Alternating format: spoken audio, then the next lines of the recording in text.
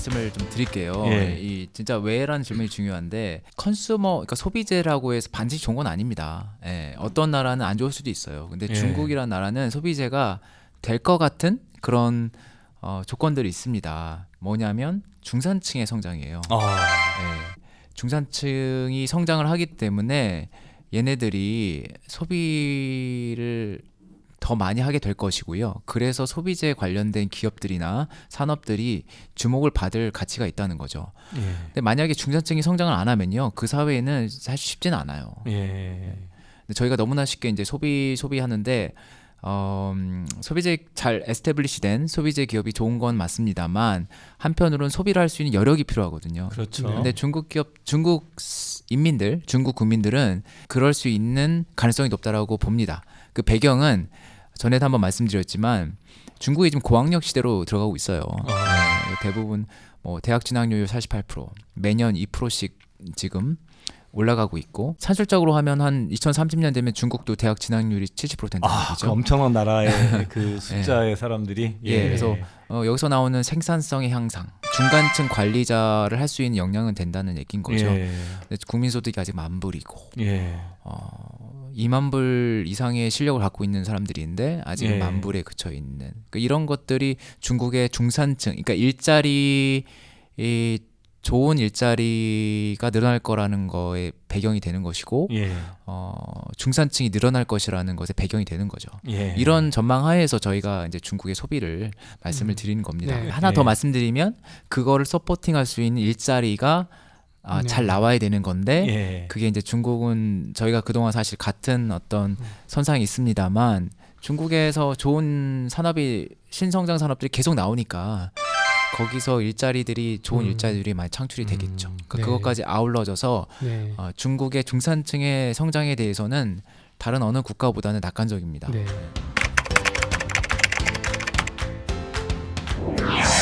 중국은 트렌드가 정말 중요해요. 이게 어떻게 보면은 되게 초기 국면이기 때문에 이 브랜드의 업앤다운이 되게 심하고요.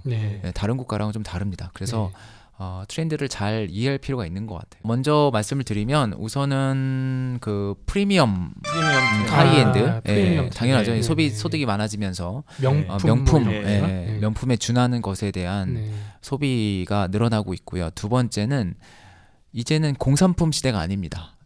소비도 공산품이 아니라 그러니까 슈퍼마켓에 사는 게 아니라 서비스 받는 시대로 가고 있어요. 왜냐하면 그 정도 할 수 있는 이제 재력이 되거든요, 사람들이. 그러니까 소비 서비스와 관련된 산업이 눈에 띄게 지금 성장하고 예를 있고요. 들면 경험에 투자한다거나 이런 거 말씀하시는 거죠? 경험 산업들, 여행도 마찬가지고요. 그리고 식당, 이런 프랜차이즈 이런 것도 눈에 띄게 성장을 하고 있습니다. 세 번째는 건강과 관련된 소비 활동. 이것도 주목할 필요가 있는 것 같아요. 굉장히 중국에서 핫하고요.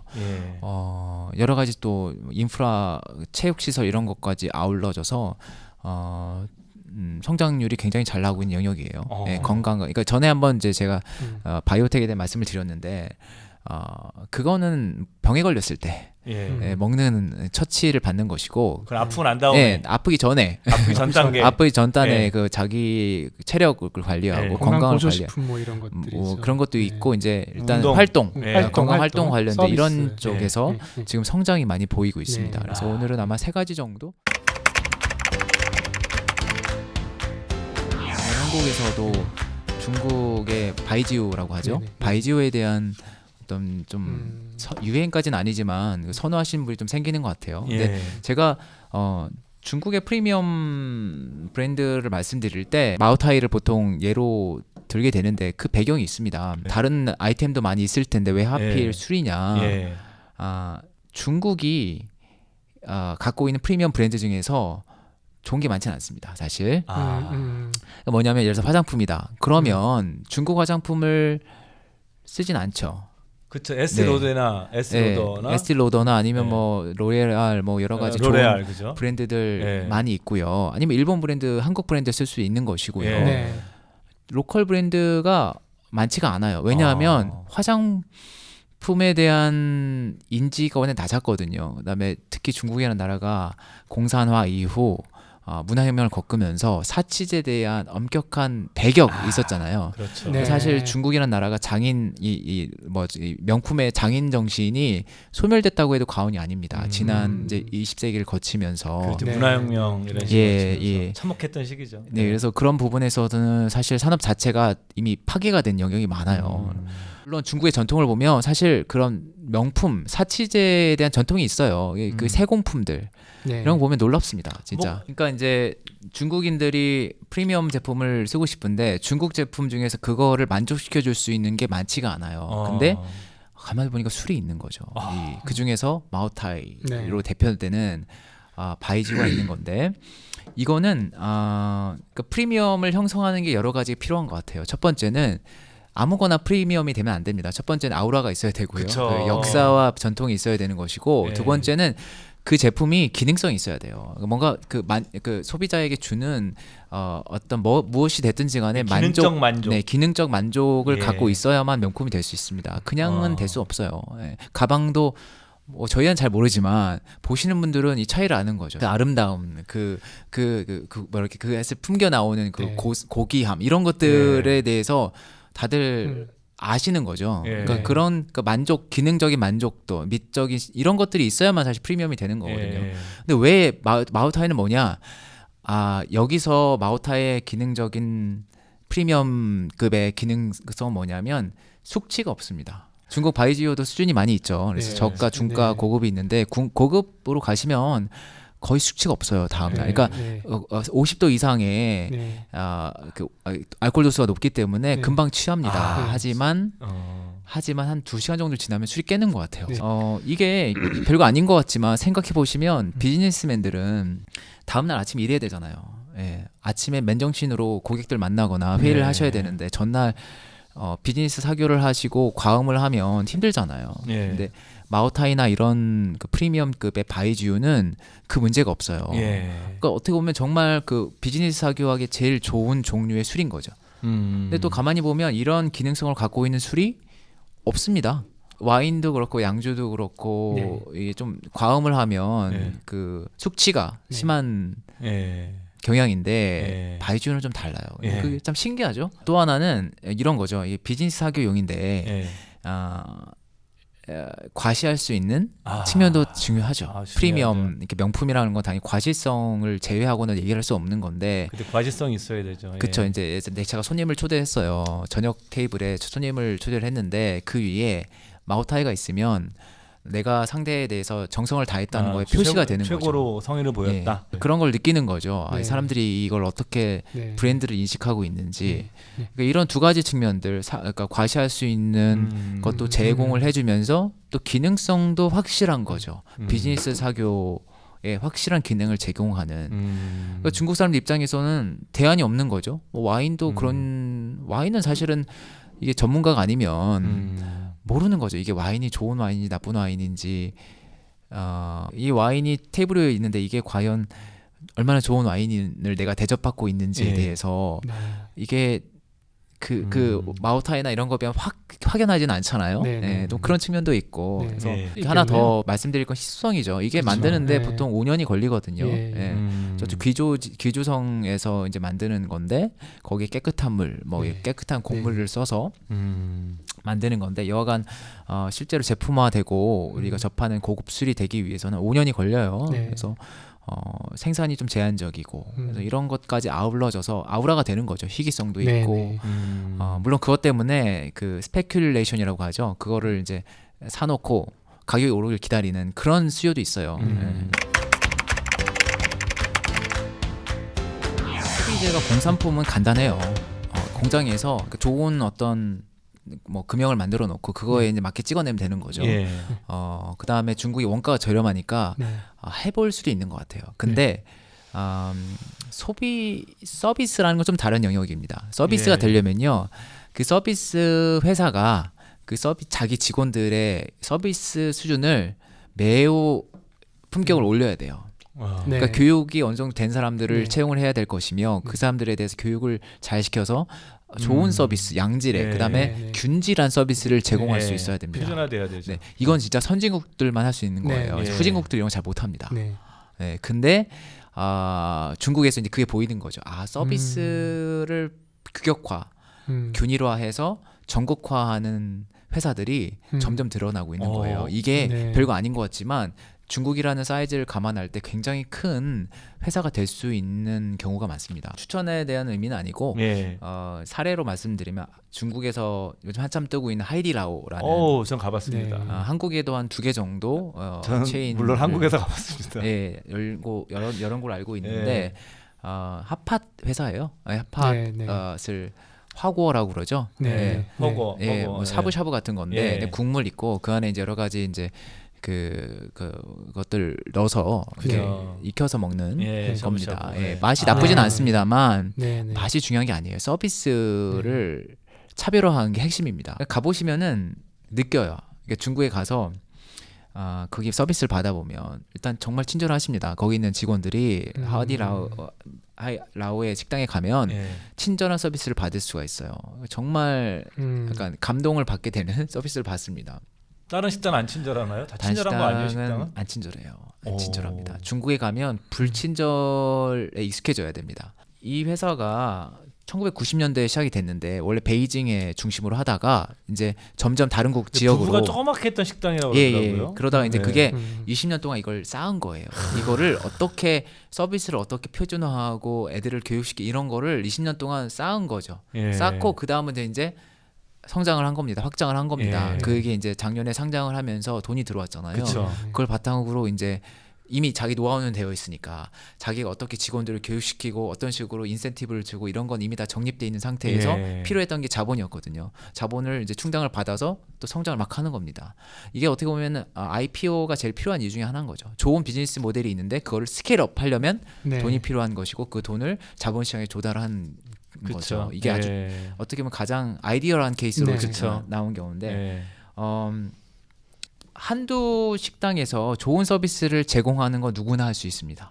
네. 근데 이걸 프랜차이즈화하고 매장 숫자를 100개, 200개로 늘리면 그게 힘들어져요. 네. 관리가 그쵸. 안 돼요. 관리가 안 그쵸. 됩니다. 예. 근데 이거를 하이디라오는 최소한 지금까지는 그거를 성공적으로 한 케이스예요. 어디 가나 그런 친절한 서비스를 맛볼 수 있는 동일한 네. 수준 높은 동일한 수준 높은 최소한 그 서비스. 지역에서는 최고의 그 네. 서비스에 대한 만족감을 느낄 수 있는 어떤 구조를 만든 거죠. 예. 이게 사실 대단한 겁니다. 서비스 음. 영역에서 중국처럼 서비스 수준이 아직은 덜 발달되어 있는 서비스 문화, 그러니까 예. 서로가 서로에게 친절함을 베풀고 정성을 다한 이런 문화가 없는 상태에서 그거를 먼저 완성한 회사인 거예요. 예. 그리고 그거를 전국화하는 회사. 예. 저는 이거를 스타벅스에 비교합니다. 스타벅스도 그런 케이스죠. 스타벅스도 하버드 슐츠가 시애틀에서 예. 네. 원래 있는 스타벅스를 보고서 감동을 받고 네. 키우기 시작한 예, 거죠. 그렇죠. 그래서 거기 규격화된 서비스를 전국화한 겁니다. 그다음에 전 세계 한 전 세계를 복지해 나가는 거죠. 예. 네, 마찬가지로 그런 거죠. 이 하이디라오는 베이징에서 한번 정립을 했고 네. 서비스 형태를 정립을 하고 규격화하고 그걸 이제 전국화하는. 그래서 중국의 스타벅스는 하이디라오 같은 이런 기업들에서 그 전형을 찾아볼 수가 있는 것 같아요. 네. 체육 시설들이 최근에 참 많이 늘어난 것 같아요. 중국이. 네. 이게 별거 아닌 것 같지만, 그러니까 저희가 이렇게 생각하잖아요. 중국 사람들이 이제 건강에 대한 인식이 좋아졌기 때문에 체육 활동을 한다. 그거라기보다는 네. 체육 시설이 생겨가지고 운동을 하는 겁니다. 네. 제가 재밌는 맞아, 뭐든지 비싼 걸 사야 돼 운동을 하려면. 이게 근데 내가 운동할 수 있는 트랙이 잘 깔려 있으면 예. 그때부터 자기도 옷을 사기 시작, 좋은 옷 사기 시작하는 거잖아요, 그렇죠. 그렇죠? 예. 이게 물질이 먼저 가는 것 같아요. 예. 중국이 이거를 저희가 중국의 인프라 투자라고 하면 과거에는 철도 깔고 네. 도로 깔고 이랬는데 지난 10년 동안은 이런 걸 많이 했습니다. 문화시설, 문화시설, 운동장, 체육시설. 체육관, 네. 농구장부터 시작해가지고 네. 축구장 이런 거를 본격적으로 투자를 했습니다. 그래서 네. 숫자들이 또 잘 나와요. 예, 보면은 매년 한 체육시설의 개수가 6%씩 성장을 합니다. 매년. 네. 이게 굉장한 숫자거든요. 굉장하네요. 예, 그렇죠. 매년. 그래서 이 부분이 중국인의 체육 활동을 서포팅을 굉장히 크게 하고 있어요. 네. 그래서 제가 이제 재미있는 에피소드인데, 제 이제 홍콩에서 같이 이제 아무튼 중국인 지인이 있는데 이 사람이 상해 모 대학의 대학 축구 선수 출신이에요. 예. 예. 물론 이제 아마추어죠. 아마추어긴 네. 합니다만 이 친구가 홍콩에서도 매주 축구를 하는데 조기 축구에. 예, 뭐 그런 거 하는데 홍콩이 너무 좋대요. 왜냐하면 홍콩에 체육 시설이 많아서 축구장이 많대요. 홍콩이. 의외네요, 진짜. 의외죠. 왜냐하면 홍콩이야말로 정말 땅이 없는 지역인데 그래서 제가 말도 안 되는 소리 하지 말라고 그랬더니 상해 자기가 있었던 상해 지역에는 축구장이 없대요. 예. 상해는 아시면 가보시면 알겠지만 평지거든요. 산이 없어요. 상해는 예. 땅도 넓은 것 같고 근데도 축구장이 없습니다. 상해는 상해 같은 도시도 물론 이분은 이제 10년 전에 학교 나오신 분인데 이게 뭐냐면 대소지조차도 문화시설, 체육시설에 대한 고려가 오랫동안 없었다는 거죠. 예. 네. 그래서 그 사람 얘기는 중국이 축구를 못하는 이유가 축구장이 없어서. 네네. 뭐 믿거나 말거나입니다만 그것도 뭐 이유 중에 하나겠죠. 근데 그거를 중국이 지금은 열심히 투자를 해서 늘리고 있다는 거죠. 중국의 공기도 안 좋은데 마라톤 인구가 엄청나게 늘어난다는 얘기도 들은 것 같거든요. 어떻습니까 그런 거는? 저도 이해가 안 되죠. 어떻게 공기도 나쁜데 말이야. 네. 근데 뭐 얼핏 듣기로는 그럼에도 불구하고 이제 운동을 해주는 게 건강에 좋다라는 뭐랄까 그 폐활량을 늘려주는 운동을 하는 게 좋다라는 얘기는 들었습니다만 여하간 저는 이해는 안 되죠. 근데 중국에선 하고 있다. 왜냐? 우선은 도로가 잘 돼 있겠죠. 달릴 수 있는 마라톤 할 수 있는 곳곳에 대회도 많다고. 대회도 엄청 많이 늘어났고요. 정부도 지원하고 또 달릴 만한 도로 잘 돼 있고. 그러니까 저는 느낌은 제가 갖고 있는 생각 이런 인프라가 되면 그의 모든 것들이 따라오는 것 같습니다. 일단 중국에서 제일 큰 회사는 두 개는 스포츠웨어에서 딱 두 개죠. 두 개의 회사는 해외 기업이고 그게 바로 나이키랑 아디다스인 거죠. 얘네들은 또 점유율이 계속 올라가요. 그래서 얘네들이 잘하는 게 맞고요. 그러니까 뭐냐면 우선은 스포츠웨어에선 중요한 거는 브랜드를 홍보해 줄 수 있는 스포츠 선수를 스타가 나와야지. 마케팅 앰바서더로 쓰는 거죠. 에어조단. 네, 그렇죠. 에어조단 식으로 하고 에어조단에. 중국 로컬 스포츠웨어 회사들은 그게 안 되는 거예요. 어차피 자기들의 제품들은 중국에서만 판매되는 건데 글로벌 스포츠 선수를 쓰면 그게 미스매칭이 발생하는 거죠. 근데 그게 이제 중국의 애들이 갖고 있는 아주 뭐랄까 치명적인 약점입니다. 그 아디다스나 나이키에 비해서. 반면에 원가 측면에서 생각해 보면 생산 원가 이미 아디다스나 나이키들은 다들 중국 공장에 이미 하청을 줬어요. 그래서 원가 측면에서는 양쪽이 별 차이가 없는 거예요. 그것 때문에 참 어려운 경기를 하고 있는 거죠. 중국의 로컬 스포츠웨어 브랜드들이 나이키나 아디다스와 상대해서 어려운 경기를 지금까지 해왔어요. 그럼에도 불구하고 좀 가만히 보니까 또 중국의 스포츠웨어 중에서 로컬 기업들이 잘하는 게 보여요. 잘하는 게 보입니다. 이런 게 한계 약점이 있음에도 불구하고 역시 로컬 어떤 그 수요를 그 트렌드를 읽어내는 걸 로컬 기업이 제일 잘하는 것 같다. 중국은 로컬만 해도 되잖아요. 그러니까 이게 모든 게 뭐 그런 거죠. 뭐 일단 마케팅 할 때도 문구 하나 작성하는 거, 그 다음에 어느 지역에 어떤 유행이, 그러니까 중국은 나도 크기 때문에 지역마다 수요가 이게 선호도가 다른 거죠. 그래서 여기에서 만약에 물량이 많이 남으면 다른 쪽에 옮겨간다든지 이런 식의 그 유통 측면에서 효율화하는 부분도 굉장히 중요하거든요. 근데 이거를 역시 토종 애들이 로컬 애들이 잘하는구나. 그래서 저는 중국에서 여전히 나이키, 아디다스가 잘하긴 합니다만 스포츠웨어 쪽에서는 로컬 애들도 이제 성장을 하고 있는 것 같고 성장할 수 있는 포텐셜도 있는 것 같아요. 그리고 얘네들이 커지면 결국은 어떻게 되냐면 글로벌로 나오겠죠.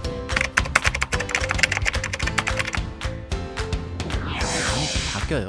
트렌드가. 10년 전이랑 지금이랑은 중국 소비 시장이 판이하게 달라졌습니다. 그래서 소비재도 리서치가 많이 필요한 것 같아요. 공부도 많이 하셔야 될 것 같고요.